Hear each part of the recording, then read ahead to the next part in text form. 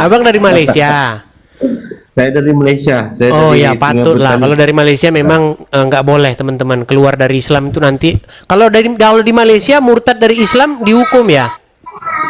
Ya, yang selalu saya dengar gitulah. Kita tak bisa keluar, jadi KTP-nya saja. Dia ada perjalanan dia, Edis. Perjalanannya bila macam Edis selalu katakan, kita belajar agama, kita kena mendalami setiap agama itu. Saya banyak mendalami dan belajar agama. Setelah beberapa tahun yang lalu saya belajar banyak agama. Jadi di situ saya banyak kemuskilan di dalam ayat-ayat Al-Quran dan isi terjemahannya. Kan gitu. Contoh Edis ya. Kisah surah Al-Fil. Surah Al-Fil mengisahkan kisah burung ababil. Ya, kalau kisah itu di dalam Al-Quran, kalau dia dikatakan kisah yang nyata yang diceritakan dan pernah berlaku sebelum itu, dan seharusnya dia ada bukti dokumentasi daripada narasi luar, Di mana burung-burung membawa batu-batu, lalu batu-batu dijatuhkan kepada pasukan bergajah. Ya, jadi saya kepikiran, takkan waktu itu di padang pasir ada gajah satu. Jadi burung membawa batu daripada neraka itu seumpama fiksi, cerita rekayasa. Iya, makanya saya bilang kalau kita sungguh-sungguh membaca Al-Quran, mendalami Al-Quran, pasti tidak lama lagi akan membuang Al-Quran itu ke tempat sampah. Iya, pasti. Saya ngomong ini bukan tanpa alasan gitu loh. Betul. Bagaimana ada burung-burung membawa batu-batu dari neraka lalu dijatuhkan kepada pasukan-pasukan bergajah di padang pasir? Dari mana? Gajah itu tidak pernah ada namanya gajah pasukan bergajah di Arab Saudi. Dari mana jalan ceritanya? Iya, betul. Jadi bila saya mendalami lagi isi Al-Quran, ternyata banyak komplikasi yang enggak macam rekayasa. Contoh satu lagi surah yang Seven Sleepers. Yang tujuh orang yang tertidur di dalam gua selama 350 tahun. Iya. Bila saya mencari informasi tentang kisah tersebut, ternyata kisah itu adalah kisah dongeng yang diceritakan oleh kaum-kaum yang terdahulu sebelum Islam itu ada. Jadi saya menyimpulkan bahawa Al-Quran ini dia menceritakan apa? Cerita fiksi atau kenyataan atau hiburan? Dari situ saya mula mencari tahu keberadaan Tuhan Yesus, dan syukur saya dapat hidayah dan bimbingan. Yang paling ketara sekali yang membuat saya tapi gini bang, banyak orang bilang begini bang, di sini itu tidak boleh asal-asal ngaku bang, nanti jangan-jangan Anda orang Kristen pura-pura. Coba bang, kami pengen Anda membacakan satu surat di dalam Al-Quran supaya kami yakin bahwa Anda benar-benar tadinya Muslim. Yuk. Baik. Saya baca surah Al-Fil lah ya. Silakan. Bismillahirrahmanirrahim. Alam taro kaifa fa'ala rabbuka bi ashabil fil. Alam yaj'al kaidahum fi tadlil wa arsala alaihim tayran ababil tarmihim bihijaratin min sijil faja'alahum ka'asfin maqul. Sah ini muslim. Ya, silakan bang, lanjutkan. Dan yang membuat saya begitu pelik, yang membuat saya dapat keputusan untuk saya rasa agama ini salah, iaitu bila berbicara tentang roh. Saya ada guru, saya belajar dengan Allahyarham Buya Syakur. Buya Syakur ni lebih kepada pengajian logika, berfikir secara logika. So bila kita bercerita mengenai roh dalam Islam, apa keinginan kita, apa kemauan kita di dunia ini, kalau kita tak dapat, insya-Allah nanti di akhirat nanti kita akan dapat apa yang kita inginkan. Okey? So bermaksudnya segala keinginan, kemahuan, contohlah rumah, kereta ke apa semua yang kita perlukan di dunia kita tak dapat, tapi di syurga kelak kita akan dapat. Okey, kalau barang-barang di dunia yang kita tak dapat di syurga dapat, contoh misalnya, kita bergaduh dengan kita punya jiran. Kita ada masalah, bermusuhan dengan jiran. Mungkin saya amat jahat, kita bunuh anak dia. Okey?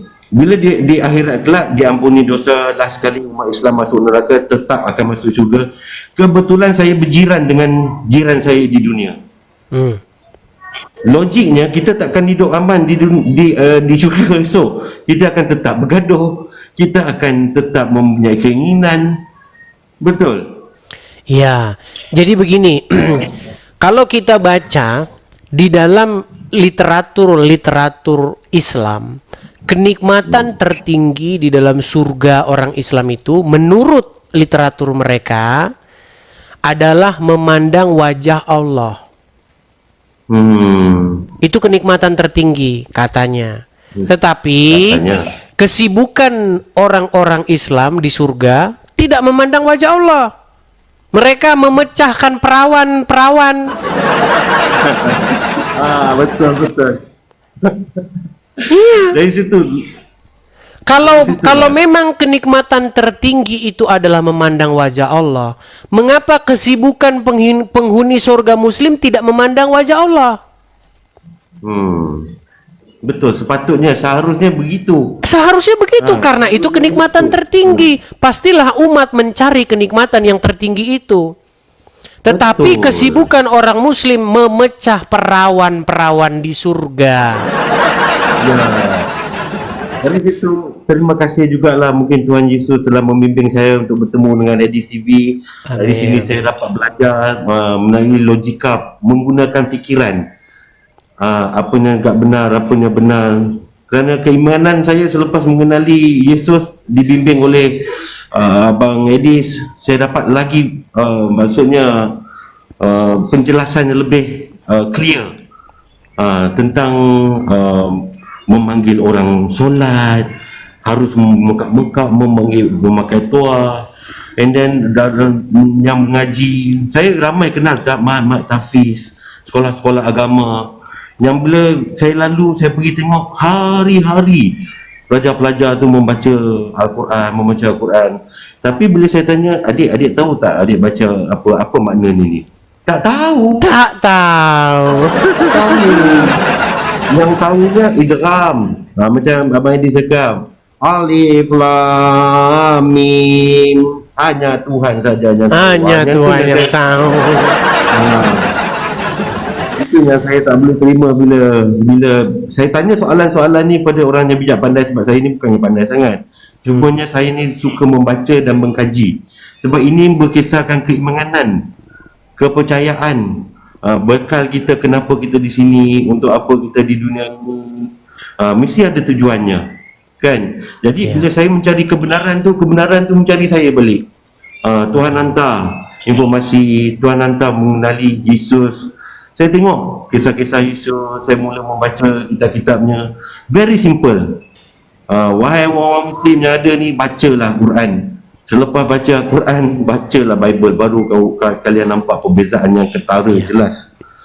Bukan kita nak bermusuh. Makanya begini bang, banyak orang Islam itu mereka membaca Al-Quran dengan berbahasa Arab, dan mereka tidak mengerti apa yang dibacanya.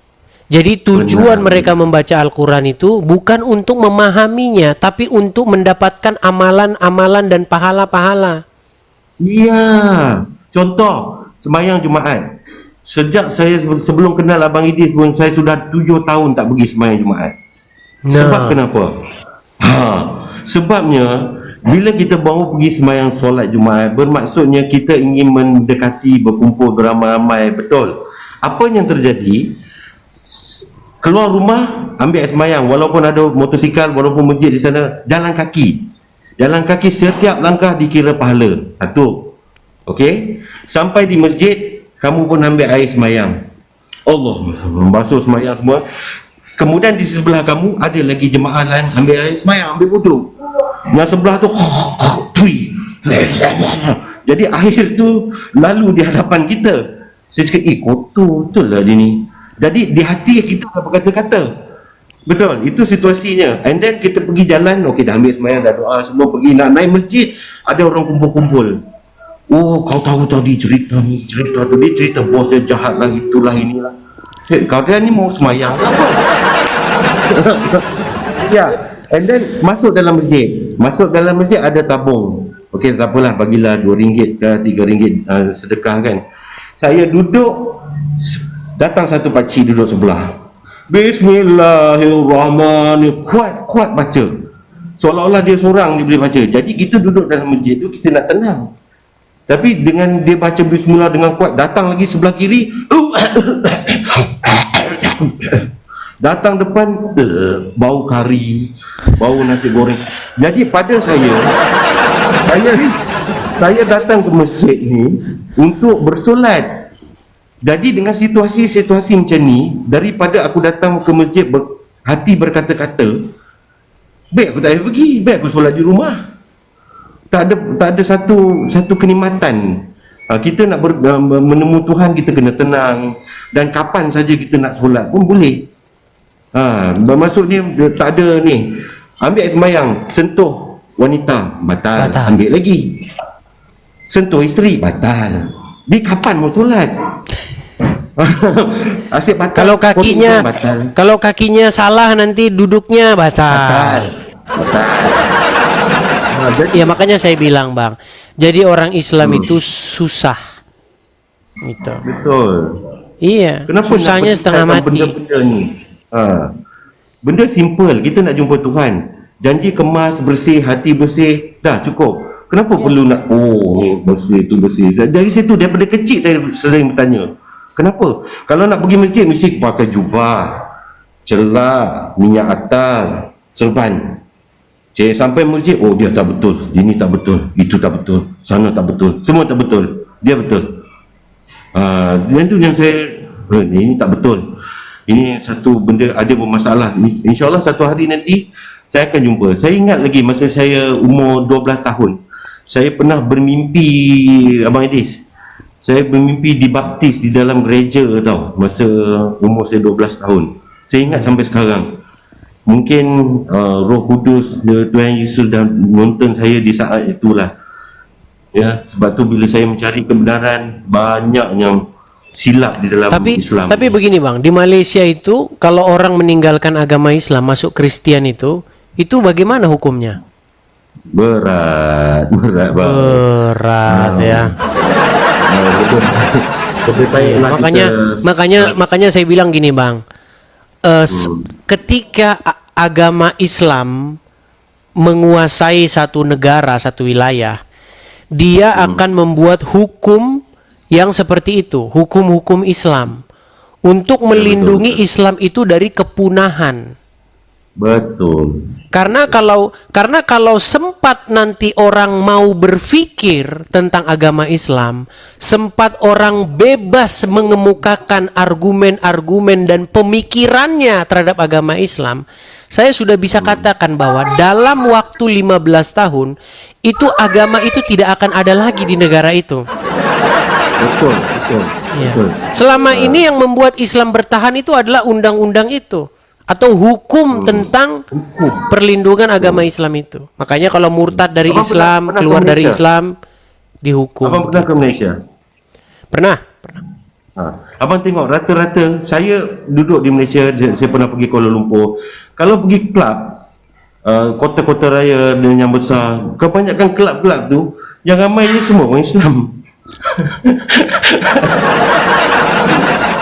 Iya, jadi begini bang, ada satu apa namanya, bahkan di tempat saya ini ada satu semacam joke begitulah, semacam jargon.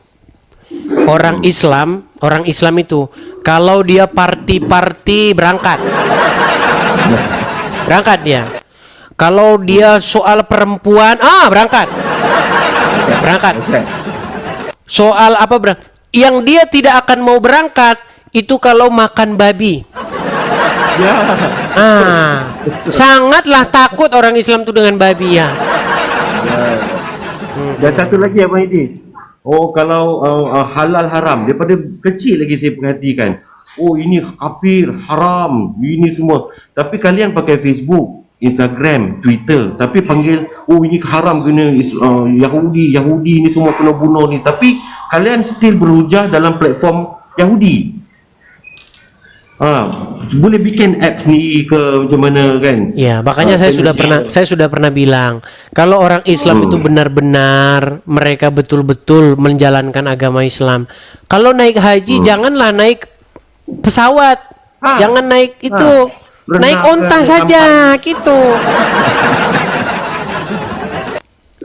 Betul. Jadi kesempatan ni saya sangat berterima kasih ke Abang Idris. At least saya boleh berkongsi dengan apa yang saya pelajari sepanjang hidup ini, pencerahan yang Abang Idris bagi, teruskan bagi cerdas umat Islam. Sebab saya paling suka Abang Idris ni bila berdakwah dari segi kekristenan, kita tidak memaksa.